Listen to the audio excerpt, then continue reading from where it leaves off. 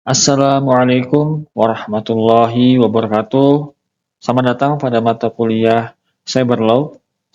Pada pertemuan kali ini kita akan membahas mengenai regulasi IT di Indonesia. Materi ini sangat penting karena setelah mempelajari hak cipta, paten, merek, lisensi software, perlindungan software hingga pembajakan digital, sekarang kita akan melihat bagaimana negara mengatur seluruh aktivitas tersebut melalui regulasi dan peraturan perundang-undangan.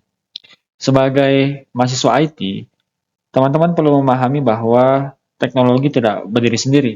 Di balik setiap aplikasi, website, sistem informasi, dan layanan digital terdapat aturan hukum yang harus dipatuhi.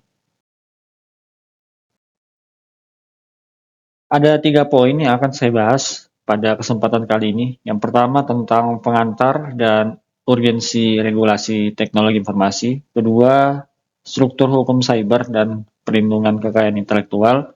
Ketiga, tata kelola data, transaksi elektronik, dan tantangan modern.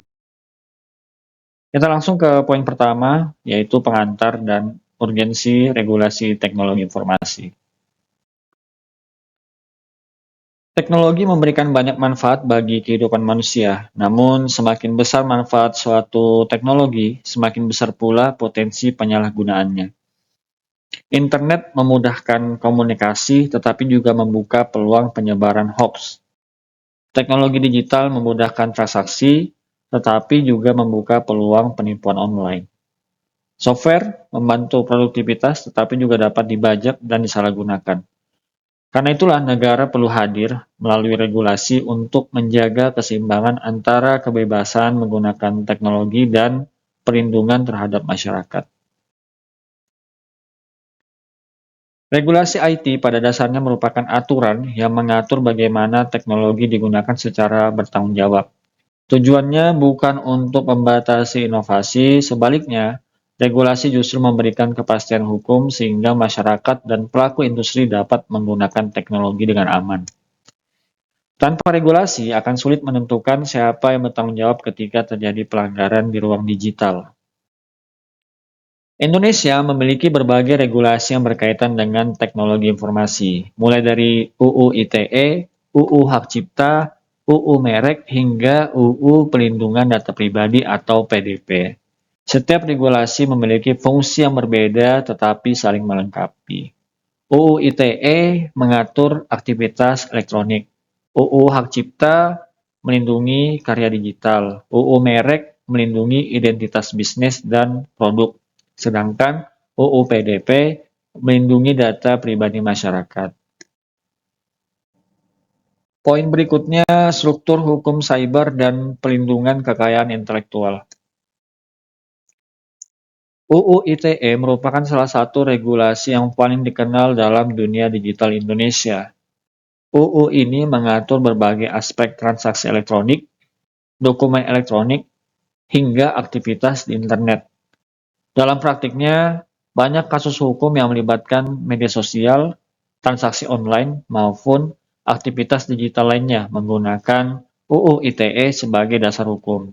Karena itu, sebagai mahasiswa, kita perlu memahami keberadaan regulasi ini. Jika suatu saat teman-teman menjadi developer, sistem analis, IT konsultan, atau bahkan founder startup, maka produk yang teman-teman buat harus memperhatikan regulasi yang berlaku. Misalnya, aplikasi yang mengumpulkan data pengguna harus memperhatikan perlindungan data pribadi. Website e-commerce harus memperhatikan transaksi elektronik. Platform digital harus menghormati hak cipta dan merek dagang. Dalam dunia digital, HKI memiliki peran yang sangat besar. Software atau perangkat lunak, source code, desain UI atau user interface, logo, bahkan konten media sosial dapat menjadi objek perlindungan hukum.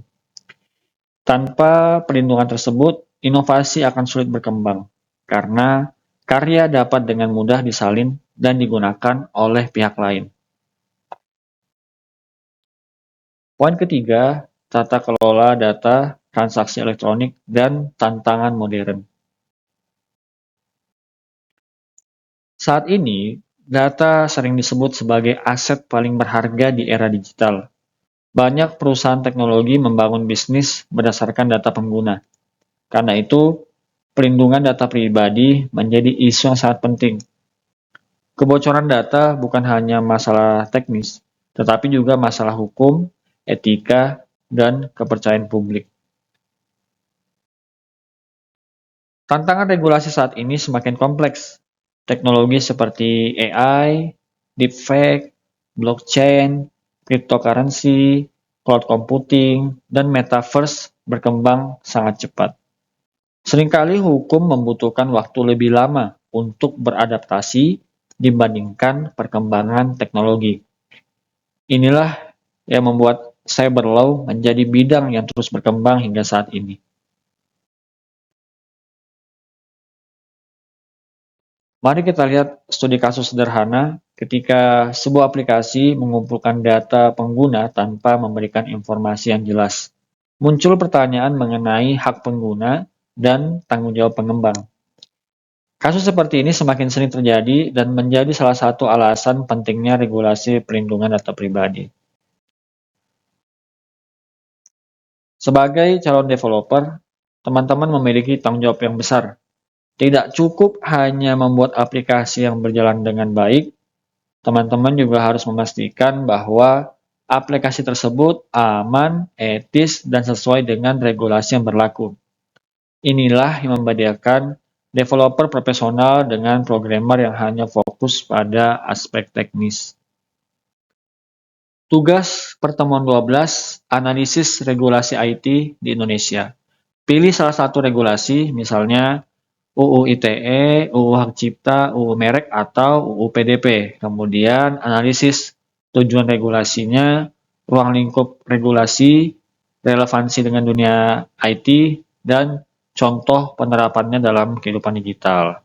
Kemudian buat laporan yang memuat ringkasan regulasi, tujuan regulasi, hubungan dengan dunia IT, contoh kasus nyata, dan pendapat pribadi Anda.